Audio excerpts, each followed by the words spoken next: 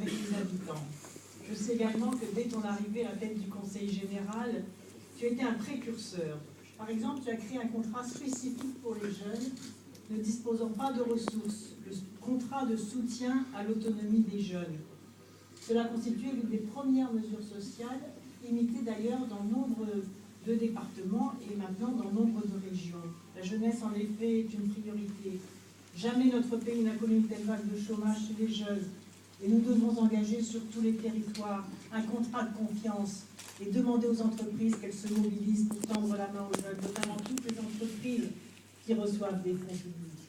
Moi, j'estime qu'il est légitime, et je l'ai demandé aux entreprises de ma région, qu'il est légitime de demander aux entreprises qui reçoivent des subventions, des exonérations sociales, des exonérations fiscales, pratiquement toutes, finalement, puissent en contrepartie tendre la main aux jeunes pour leur donner soit un contrat d'apprentissage, soit une formation par alternance, soit un emploi.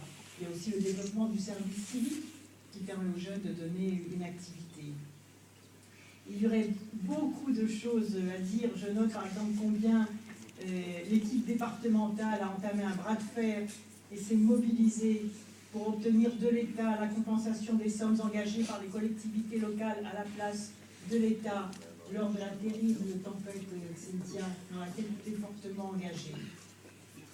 Sur le plan énergétique, vous avez fait aussi beaucoup, puisque tu as fait le choix de parler sur l'excellence environnementale, investissement dans les énergies nouvelles, notamment en misant sur l'essor de l'éolien, mais aussi sur des projets offshore.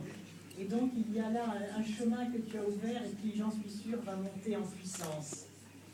Je voudrais enfin souligner le très fort attachement à la culture bretonne, à la religion bretonne.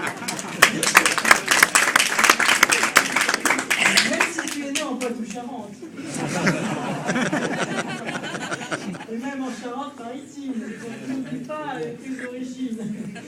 Je sais que tu t'es placé en premier défenseur de l'idée d'une réunification de la Bretagne à 5 départements. Je ne voudrais fâcher personne. Mais je crois que, d'ailleurs j'ai vu tout à l'heure le drapeau breton sur le parvis de l'hôtel du département. Ça ne m'a pas échappé.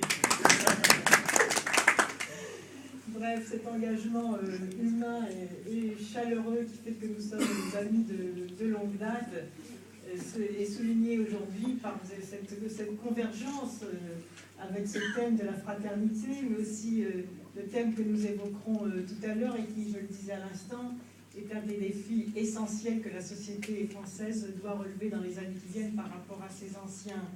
C'est pour ça que je me réjouis de poursuivre cette étape de visite de cette exposition et cet échange par la réunion que nous aurons tout à l'heure sur le thème de la perte d'autonomie des personnes âgées, terme que je préfère à celui de dépendance, c'est-à-dire que je trouve beaucoup trop réducteur, et c'est une des principales compétences du Conseil général. On n'est pas rappelé que 7% des plus de 60 ans sont aujourd'hui en situation de perte d'autonomie en raison d'une maladie invalidante, soit un peu plus d'1 million de personnes, dont plus des 2/3 ont une maladie d'Alzheimer. On dénombre d'ailleurs 165 000 nouveaux cas chaque année. Et l'évolution démographique faisant, en 2040, les personnes de plus de 75 ans seront 10 millions en France, ce qui représentera 16% de la population contre 8% aujourd'hui. C'est donc un défi majeur qui pèse aujourd'hui très lourdement sur les familles, et au sein des familles sur les femmes. On le sait, puisque c'est autour des femmes souvent que s'organisent les solidarités intergénérationnelles. Et je crois qu'il ne faut pas céder à des visions alarmistes malgré tout. Et voir aussi derrière ces chiffres, au fond, la performance de sociétés qui ont massivement investi dans la santé au cours des décennies passées. Et cette évolution démographique fait que les gens vivent en meilleure santé, de plus en plus âgés, et de plus en plus longtemps.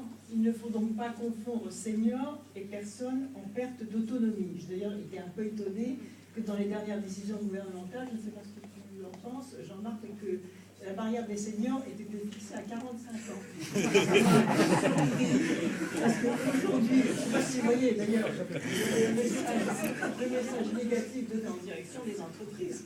Quand on lance une prime de 2 000 € pour les salariés qui sont embauchés à partir de l'âge de 45 ans, moi j'ai eu beaucoup de réactions dans les entreprises que j'ai visitées. Les gens se disent, attendez, si à 45, quelle est la cohérence qui consiste à repousser l'âge de la retraite à 67 ans et à mettre l'étiquette senior sur des salariés de 45 ans. Donc, vous voyez, la plus grande confusion et le plus grand désordre, ou la plus grande improvisation dans toutes ces annonces qui sont faites. Et il ne faut pas confondre senior, salariés âgés et personnes en perte d'autonomie. Sinon, si on mélange tout, on n'arrive plus à trouver des solutions intelligentes. Vous voyez, aujourd'hui, qu'est-ce qui se passe? Il y a une espèce de catastrophisme des chiffres qui est avancé par l'actuel gouvernement pour nous faire croire que les enjeux financiers sont gigantesques et que par conséquent, l'assurance privée est la seule solution.